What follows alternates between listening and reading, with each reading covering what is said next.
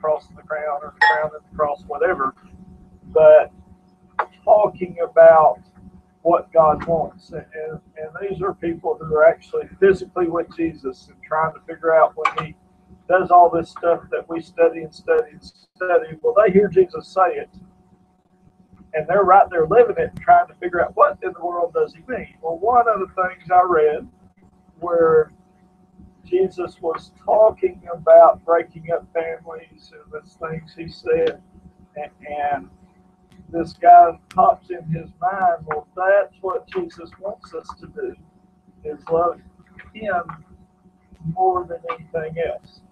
And then his mind hit a second thought, and what do you think that thought was?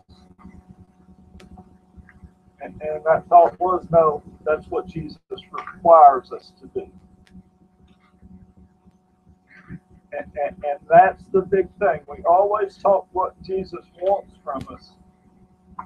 We have passed that point of what Jesus wants, haven't we? We are Jesus' children. It ain't what he wants anymore. When we sign that, when we invited the Holy Spirit into our heart, it ain't what he wants anymore. It's what he requires now. And boy, that's a big change, isn't it? And so when you start thinking and you look at this, and what we're trying to do, and what you try to do as a Christian, as a class, we are required to go recruit people for Jesus. They're not required to do anything. Jesus wants them to be part of his world. God wants them to do. We don't understand how that works. Once that happens, though, it isn't wants anymore, is it? Once they have become part of his kingdom, then you're part of his kingdom. And then the rules change. And I think that's something we forget, is God doesn't desire me to become like him, like Jesus anymore, does it? What did he say? We talked about this before. God says, I will become like Jesus, didn't he? Big difference between desires and will, isn't it? I can tell my patient, I want you to follow this diet. Does that get many people very far? You think it does a little more when I say, if you don't follow this diet, you're going to die. Yeah. If I tell them, if you don't follow this diet, you're going to die next week. How do you think that does? Jesus is saying, if you don't do this, you will die. Okay, I'm going to do it, and then he enforces that we do it. Then he's there all the time as your personal trainer, so to speak, saying, wait a minute, you can't have that. Yes, I can. What do you think then happens? And Jesus does what Jesus does, and that's what we're going to talk about in here today, is what Jesus might do. And I mean, says he will in some situations. So this is redeeming judgment, Revelation 9, 1 through 12. We did skip quite a bit. Anyone know what we skipped or where we were last time? So last time, if we weren't here, we talked about the scroll with the 7 seals. That's what we got. So Jesus just grabbed the scroll with the 7 seals. And then that was in 5. So 7 and 8 have talked about the seals being open. And then this, I think, is, now who read all this? Who's a Revelation expert? This, I don't believe, is one of the seals. This is a woe. Is that right? 3. This is the first. So this is the first woe, and this is after all the seals were broken. Is that right, or is it anyone? It's very hard for me to read, very hard for everyone to read. So anyway, this is classified as one of the 3 woes. Anyone say, as far as what we would generally think, timing-wise, if we talked about the resurrection and we talked about maybe the rapture and all that. Would anyone know enough of Revelation to tell me when this is kind of? So the way that we've understood the overall outline of Revelation, how we've been taught, is that the rapture occurs, which is not the second coming, that the church is brought up to Christ, and then that initiates 3.5 years of peace, 3.5 years of war, and the woes come during that 3.5 years of war, that second portion of the tribulation, and then this is kind of precedes the actual second coming of Christ and establishes the kingdom. But this is all, again, the first 3.5 years was peace, peace, peace. Then the second 3.5 years is going to be torment like nobody has seen.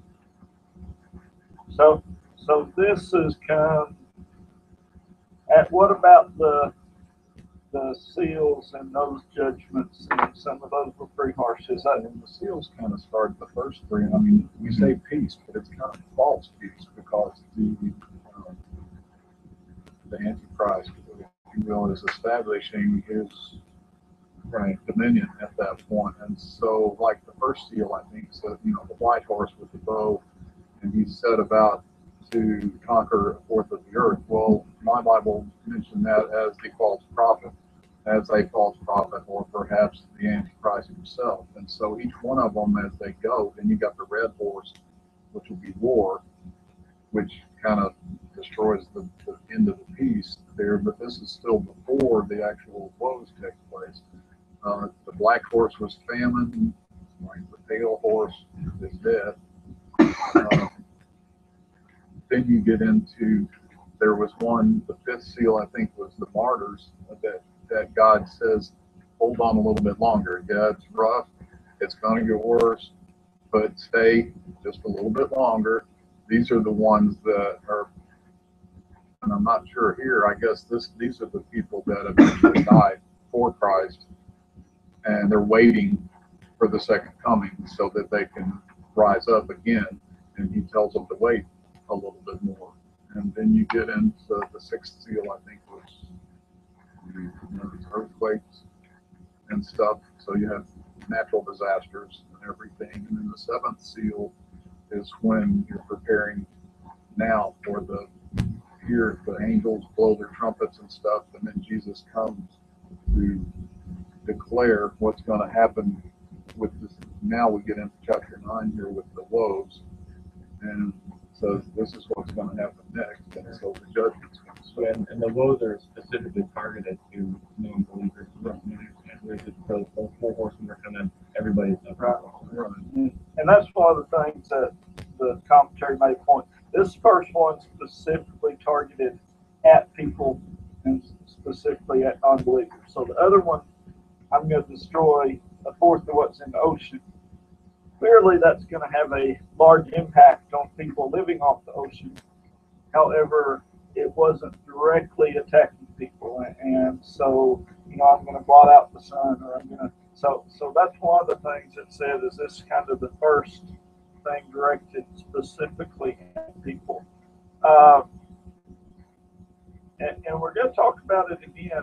But I'm still going to say, why in the world would our loving God specifically attack people?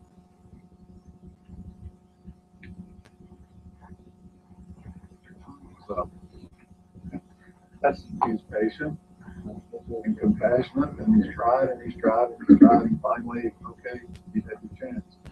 Comes up. because eventually he requires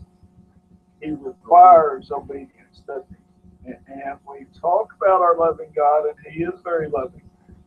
But eventually God requires obedience, and that's what we talk about. It is, I think anything, everyone's had something, whether it's a bad dog or whatever it is, but eventually you have to say, okay, I am going to require obedience, or else, I think.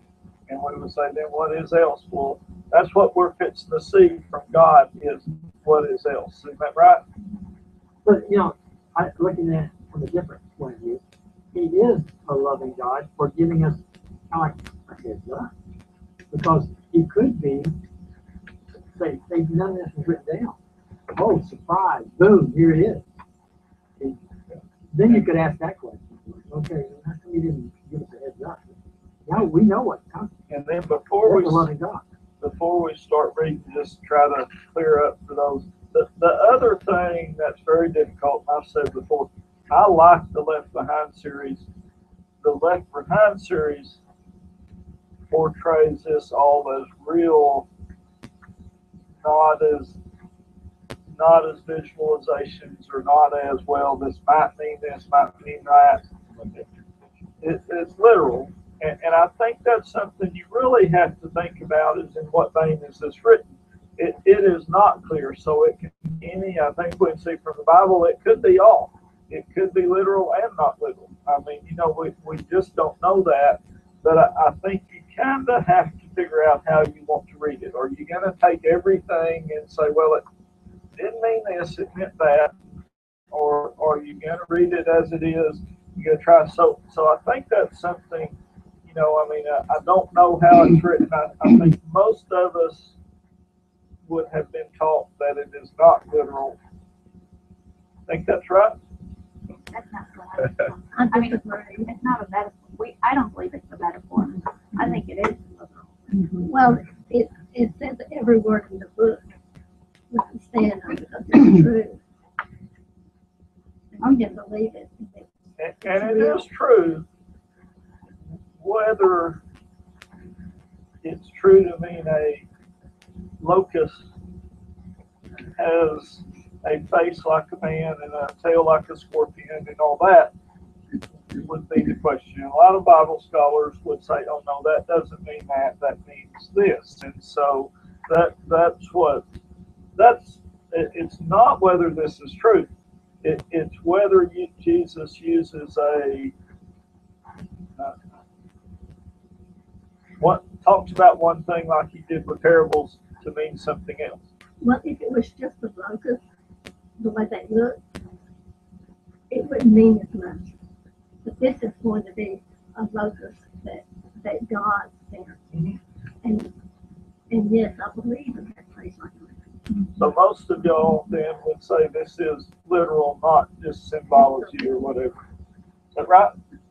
Dr. Rowe, I've also heard that there are locusts and helicopters that fire weapons. You can see the face of the man in the Yeah, so for you it would I've heard be, that too. well, maybe it's not locust, maybe it's I've helicopter. heard that it's both. Well, they do shoot stingers. Yeah. Well, the locust, I mean, he's painting an image that they are very much aware of. Everything, I mean, we don't know what locusts do. If you've got a garden, you can know what cutworms and stuff do to your tomato plants or squash plants. They will strip every bit of it off, and all you've got left is the stem. And so back then, and I think the Sunday school writer talks about that a little bit, that they knew what a swarm of locusts could do. It was terror to see that coming because they knew they were going to have no vegetation left when it came back. So, okay, you start with locusts, now let's make them a little meaner. They know what a scorpion sting is. And so that makes it even more, or even worse. And I think he just uses that imagery and says, this is what it's going to look like. They're going to be armor plated, so you can't kill them. And you can't just swat them away. You can't do anything with them. They're not, but yet they're not going to touch the vegetation. And we'll talk about that in a minute. But they're specifically designed to sting non-believers. And I think, so we don't know. I mean, yeah, it could be exactly like that. Now let's not go to the side here. It must represent something. And not necessarily giving us something. And I think that's the bad. thing. It's going to hurt. It's going to be. How in the world could God produce a locust like this? Well, like that. I mean, that would probably be more than God's going to need to do, isn't it? Yeah. So I mean, but that is what I think. To me, we do think is, oh, that doesn't make any sense. And Randy, you said it would not make any sense for me. Well, I don't think it made sense to John at that time. I Yeah. agree. Yeah. And we're gonna talk It's about just that that he too. saw it and he's telling us what he saw. So I'm gonna start here. The first part of this is, Hey, just think, one thing I learned a long time ago from somebody in interpreting the scripture, if plain sense makes common sense, seek no other sense. If plain sense makes common sense, seek no other sense. It's something to remember. one thing I'm gonna ask some of y'all sometime. So I talked earlier about doing this synopsis. I can't teach and write things like that down, but stuff like that needs to be in our synopsis. If anyone could take notes, that is just, this is what we kind of came to at the end of each section, or what was a big thing we had talked about, and hand to me at the end, it would be wonderful, because I think we need to do that. And that's what I want to get to, is I know how I start to talk. On Wednesday, we'll be able to look at lessons and know what it means to each one of us. What that synopsis I want to be is the 3 or 4 bullet points that we say, wow. And I think in that regard, that's what we say. Yes. Why do you need to look for something else? He said it's the truth. It is the truth. Why in the world do you need to go look for another sense? And you know, because we're not God. That would be the answer to that. I'm not God, so I've got to find some reasonable explanation. And what is the reasonable explanation? Because God did it. So anyway, I'm going to read Locust Unleashed. This whole thing is Revelation 9, 1 through 12. This is 1 through 3. The 5th angel blew his trumpet, and I saw a star that had fallen from heaven to earth. The key to the shaft of the abyss was given to him. He opened the shaft of the abyss, and smoke came out of the shaft like smoke from a great furnace, so that the sun and the air darkened by the smoke from the shaft. Then locusts came out of the smoke onto the earth, and power was given to them like the power that scorpions have on the earth. Well, explain how the scorpions have power here. Yeah, that's the part that tricks me. Scorpions? Have you ever been stung by Well, scorpions? is that all it is? Well, in the desert, in this region, scorpions were plentiful. And so that was something that you had to be aware of all the time, like we are snakes and stuff around here. You had to watch out for the scorpions. And so, in a sense, they do have power, because that's something you don't just walk along and not pay attention, or you always shake out your boots or your sandals or whatever every morning when you get up, because there might be one in there, and the sting is incredibly bad. I've never been stung by one, but I hear it's far worse than a bee sting. And so to me, that's the power. I mean, he's just painting this again, like I think that it's like, not only are they going to be locusts, but they're going to have scorpion stingers. That's going to be really, really painful. And these people all knew what that felt like. And one of the things that is in here, and it's a lot what we talked about, or maybe with John before, everything he says is like something. So he's seeing this, and we are getting, and I think you said last time, but we're getting John's interpretation here of what Jesus showed him. And so he's done the best. And it is an inspired word of God, but it's still a man's interpretation of what he's seen that he's trying to give to us. And so he usually says like. Why would he say like if it's not that? So why would God not say, this is what I say, if instead of having John describe it to us? What I hear you saying is that these are John's words, and because they're God's words. God didn't give him the words, God gave him the pictures. Well, God's pictures, whatever. Okay. I just hear you saying it's not so inspired. But I'm not sure that's what I'm saying. I'm not saying you are. That's what I'm. So that's why I say, I think what I'm saying is that John has to describe what he's seen. And I'm trying to describe what I know about God. I have a hard time describing it. Why? Because I'm not God. Limited vocabulary and reference. Well, John was describing it. He's human, so he was using what he knows to describe something that is beyond. And human understanding. And I still I still go back to the same thing. When I'm doctoring, I describe, if I know she's a nurse, I'm going to not try to be as simple describing things as I am to Randy. Because I think she's going to understand more what I say. That's what I think we're talking about is yes, John saw exactly what it is. He's trying to put it in people words what God told him.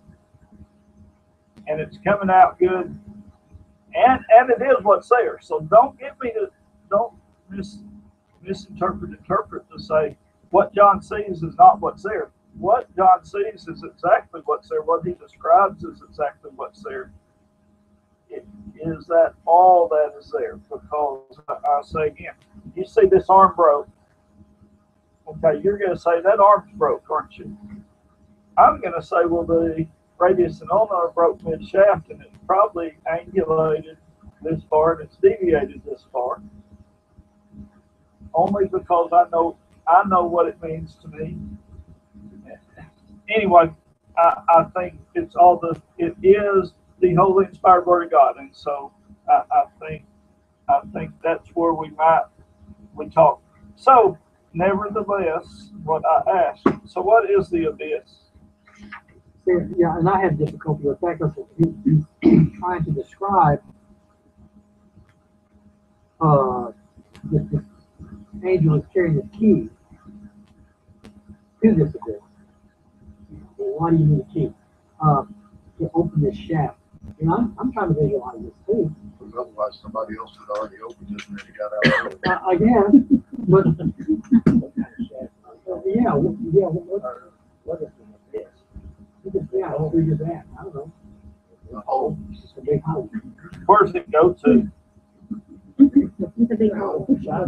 Yeah, when you read it, we talked about when we talked about last week the powers in heaven and the powers on the earth and the powers below the earth. And that didn't really describe exactly, but what would we think the powers below the earth would be?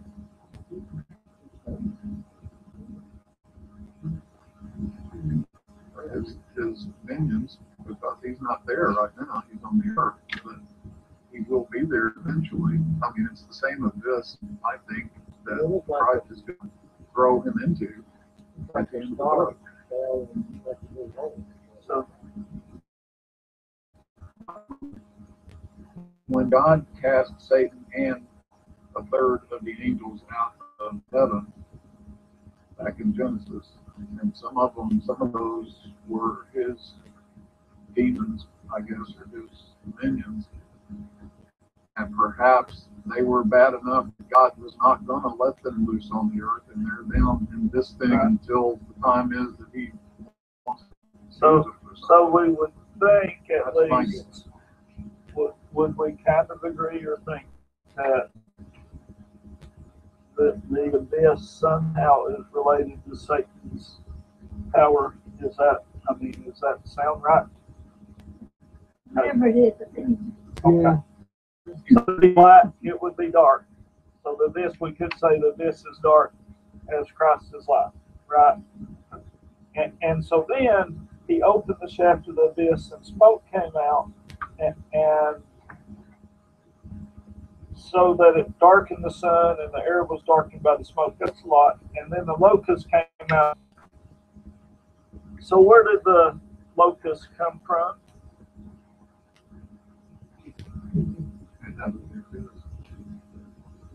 Out of the Where did they abyss. originally come from? Yeah, so they came out of the abyss. So maybe creatures of darkness then? Is that right? Where'd their power come from? Satan. They were brought forth by God, empowered by God. And I think that's right. They came out of the smoke onto the earth, and power was given to them. Is that right? Would y'all agree? And I think that is so important as we talk about evil. Why? I got no clue. Where does the power of Satan come from?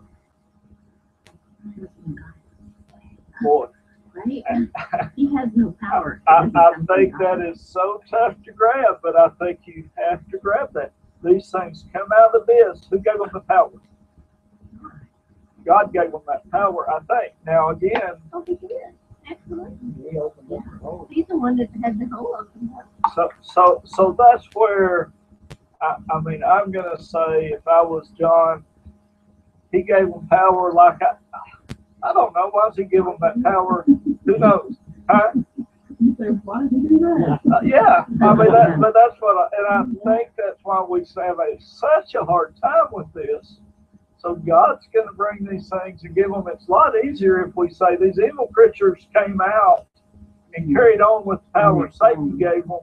Then we understand it pretty easy. I don't think that's what this says, though. I don't think this is God letting Satan loose a little bit at a time, is it? It's God using whatever means is at his disposal to serve his children. It is very tough to me. I mean, it's not that different from when he used the barbarian people to come and invade the Israelites and kill all of them and make them die.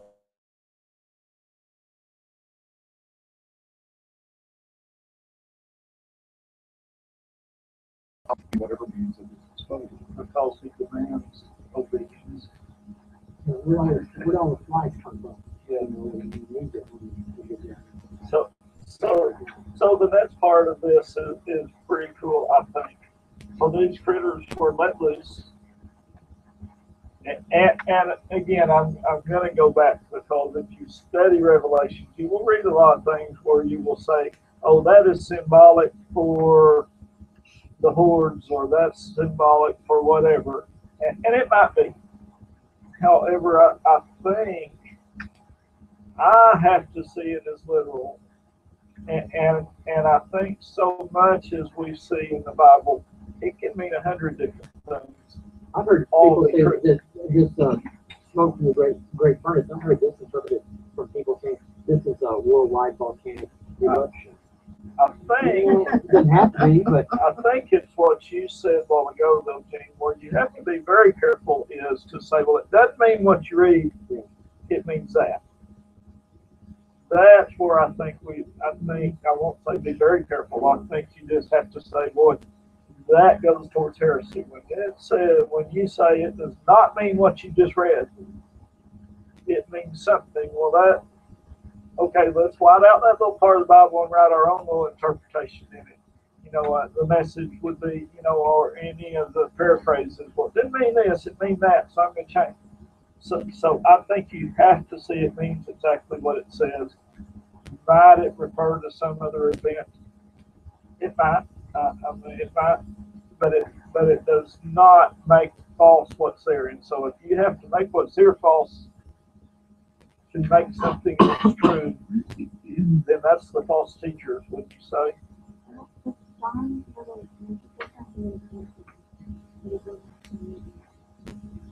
Exactly. But we're so good that we can interpret better than John and write it as we think. So,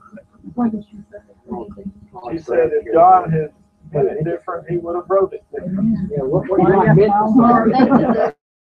That's what I want to do for him. I think I'm saying you, John. What you're really going to say was.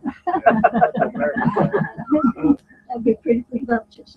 Yeah. And I've not read anywhere where those people ever was given a vision from God, to interpret what they saw. I mean, you read 1,000 different commentaries, you're going to get almost 1,000. So You're trading eyewitness account for hearsay. So I think this is pretty cool. They were told not to harm the grass of the earth or any green plant or any tree, but only people who do not have God's seal on their foreheads. Stop right there for a second. I'm coming from the other side here just for a second because I've seen it. It said, okay, now You just filled the sky with the blackness and you blotted out the sun. And he's telling these creatures, don't hurt any of this green living stuff.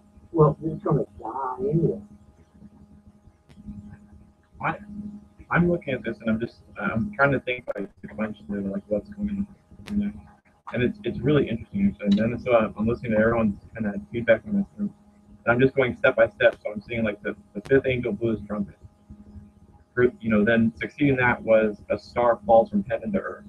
So you have this cataclysmic event, boom, and now there's an abyss. An angel has a key to it. Out of this abyss, which, you know, again, the star fell from heaven to earth, and now there's an abyss, now there's smoke and all kinds of stuff coming out of this abyss. An angel comes to this abyss and he unlocks something.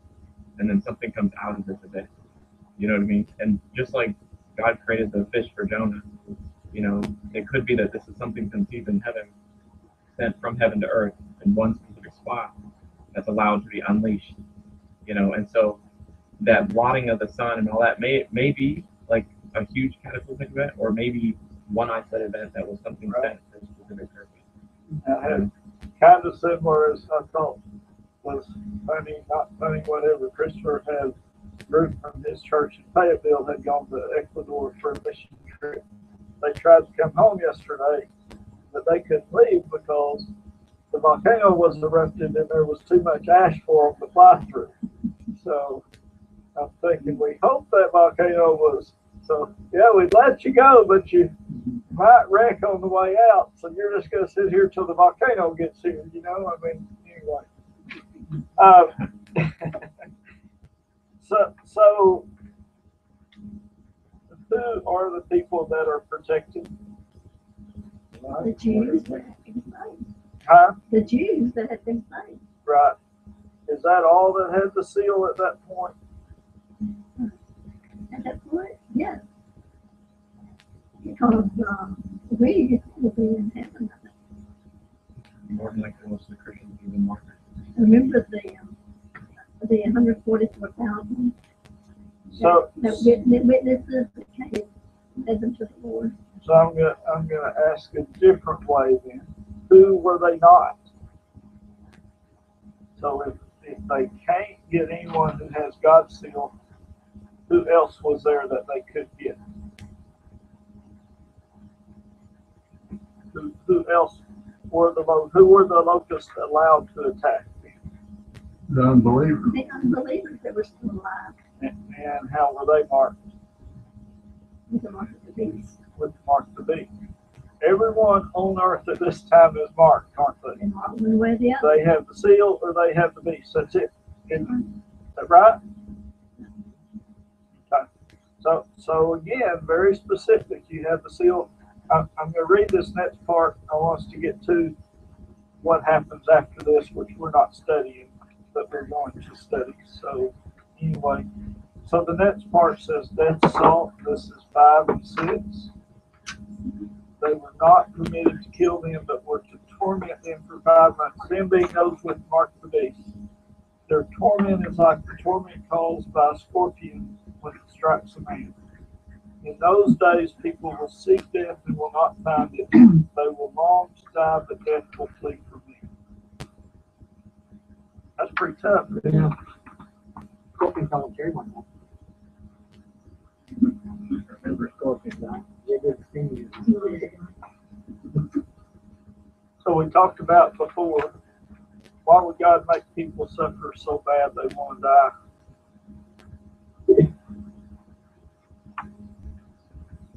We offered them a way out. You know, they It's so nice to give them a little taste of what's going to happen later. Is it still offering a way out at this point? No, not for these people. I'm going to read. I think he did offer a way out for those people still, but I'm going to read it in a minute. So I'm going to go on so we get to the part they skipped here. Way out, do you mean salvation? Yeah. Only the Jews can be saved after the rapture.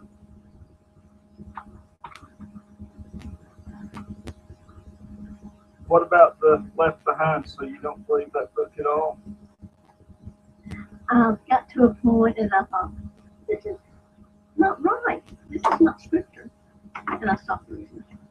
So I don't know whether or not we're not there. I'm gonna read I'm this trying to last part. like your mother. I'm gonna read this last one and we're gonna go back to that just so we talk about it. So this is Judgment Administered 9:7-9. Well, 9:7-12. The appearance of the locusts was like horses equipped for battle. Something like gold crowns was on their heads. Their faces were like men's faces. They had hair like women's hair, and their teeth were like lions' teeth. They had chests like iron breastplates. The sound of their wings was like the sound of chariots with many horses rushing into battle. And they had tails with stingers like scorpions, so that with their tails they had the power to harm people for 5 months. They had as their king the angel of the abyss. His name in Hebrew is Abaddon, and in Greek he has the name of Apollyon. The first woe has passed. There are still 2 more woes to come after this.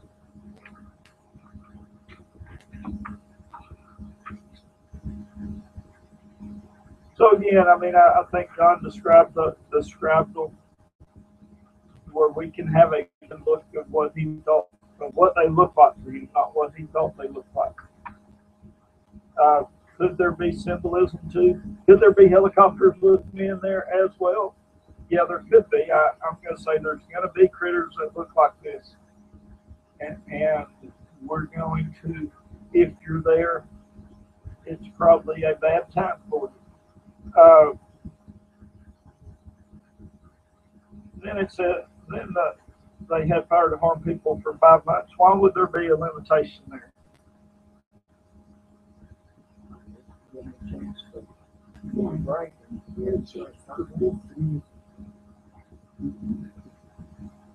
Then it goes on to say they had their king, the angel of the abyss. His name is Abaddon. He is Abaddon. And then in Greek, Apollyon. Who's that? Who is that? Do we know? Those words mean destroy. Yeah. And so some would say that Satan himself, some would say one of Satan's minions. What do y'all think? Does it matter? No, and literally it doesn't say that it's Lucifer or anybody, so I want to think it's somebody else. I'm going to take it literal. I'm going to take it as Lucifer. So I said that's the first woe. There's 2 more to come. That ought to be pretty impressive for you, shouldn't it? Did they turn around?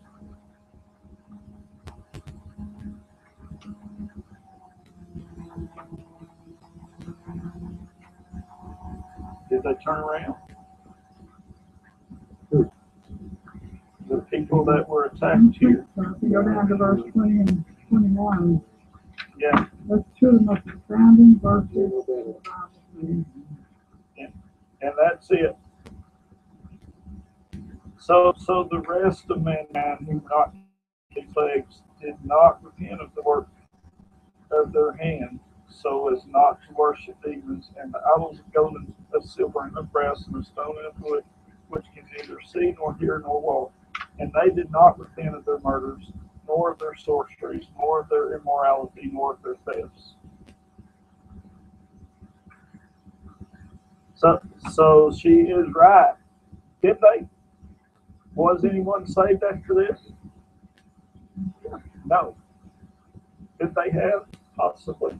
Because he says they didn't repent of anything. So it's like the possibility of this. Yeah, and I'm going to say, is God, does God change? You're going to take me here. So God said, I'm not going to let anyone else be saved. They have made their choice. So God changed and said, as of this day, I'm not going to let anyone else be saved. They made their choice. I think we all have a chance of salvation. And if we don't accept, then we are choosing to reject. And all these people had rejected. So did God change? No. No. So God still would have offered salvation had one of them changed? You know, at that time, Oh, there, I'm sorry. they were still. But I think God said, I'm going to say, I don't believe that. I think if one of them had changed, God says they didn't. But if one of them had truly come to believe, God would have said, okay, I'm fixing to change the game again. He did it over and over in the Bible. His character was, what if I got down, you're fixing to destroy Sodom and Gomorrah, what if I can find 100 people, good people? What if I can find 50? What if I can find 20? What if I can find one? But you realize, this earth is not the same as it was before. But God's the same as it was before. I understand. I do realize that. But this is And the God- rule. This is His rule. I still go, and I think we have to, I think to me what she said is true. He did know the outcome. He knew he wasn't going to have to change. So maybe it doesn't matter. And it didn't matter because that's what's remarkable is it says no one left on earth. Now is that not, you're being punished so badly that you want to die. It goes on for 5 months, he stops it. It doesn't say there's 2 more woes. I mean, they know something else is coming, I think. And yet not one person chooses to change at that point. Well, you realize the Holy Spirit is in the midst of the world, and Satan has complete control. And these people aren't thinking about the Bible, just the Bible that says it. They're just thinking about the feeling. So you really think God just wanted to punish them? I don't think it's a matter of punishment. I think it's just, it is punishment. I don't think God says I can punish you. I think He's saying this is part of the eternal separation from God. Does that make sense? Somebody help me. Go ahead, Gene. But what did the people, what was happening to the people that did have the soul? But not the woes. Not the way, but I mean, they were there. Well, I have one of my things about being a Christian is even when you get old and all, you can still learn new things. I have thought for many years about whether God, quote, sends people to hell, because that says to me that a person over here who's never heard anything about Scripture, never heard anything, God can send them to hell. Well, I've come to the conclusion God does not, and I could be wrong, I'm still learning, that God does not send people to hell unless they have heard something and rejected it. They choose to go there. John 1:9, in talking about Jesus, said, that was the true light, capital L, which lighteth every man that cometh into the world. He lights every man. They have some knowledge. Every person that's ever been born. And then you go over to the book of Revelation, chapter 1, which I didn't find it now, but I think that talks about even creation itself as a witness. And we can choose to follow the right, or we can choose to follow the wrong. At this point in my life, I don't think God sends anybody to hell, because we have all had some witness that we can follow. And we either choose to or not. I think it is true that we say before the time comes, everyone is going to have heard. Isn't that right? I think that's right. And I've said to not make a choice is to make a choice. So I can say, well, I'm not going to decide, but in doing that, I'm deciding. And so, I mean, and I still, I'm going to say for whoever may be out there listening, this is why we enjoy these talks because we learn something and we talk through it and we get something out of it. If you want to join live, we have a way to join live, and it's wonderful to do that. So we skip most of the next of the woes, don't we? Yeah. So we got an abbreviated section here of Revelation. It is remarkable still that when you root yourself in evil, I'm going to say you soon become evil. I mean, and that these people were so rooted in evil. That's what I was going to talk about. Is basically like leading up to the rapture, you have a group of Christians. They may be Laodicean Christians, but they're still Christians, and they're gone.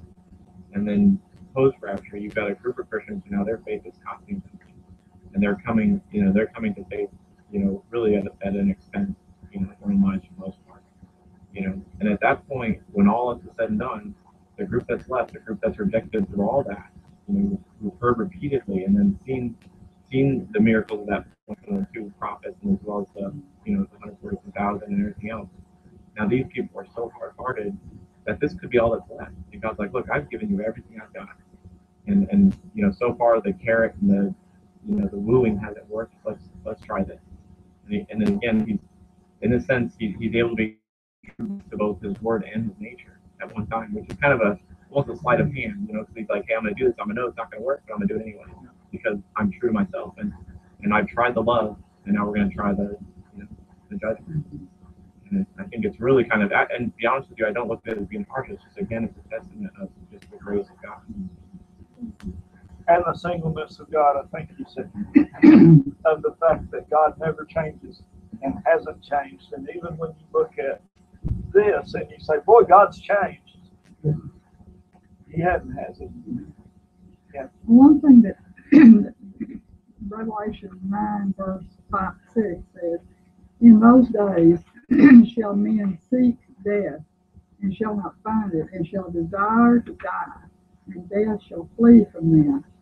If some of y'all have worked with people who are in drastic, severe pain, and you cannot get rid of it. There have been a few times in the last 7 months I have thought about this verse because I've had major pain, and there seems to be no cure for it. And I have mentioned this verse to my husband 2 or 3 times. I cannot fathom people making choices in this life that would cause them to be in this situation. And to know even just a little bit of how the pain that they'll experience. We've got neighbors, we've got relatives that maybe are here and we don't witness it, and they don't make the right choice. Very good. Thank y'all for listening. I thought this would be a nice simple lesson. There's such a thing. We're Revelation now. We're still not. Yeah.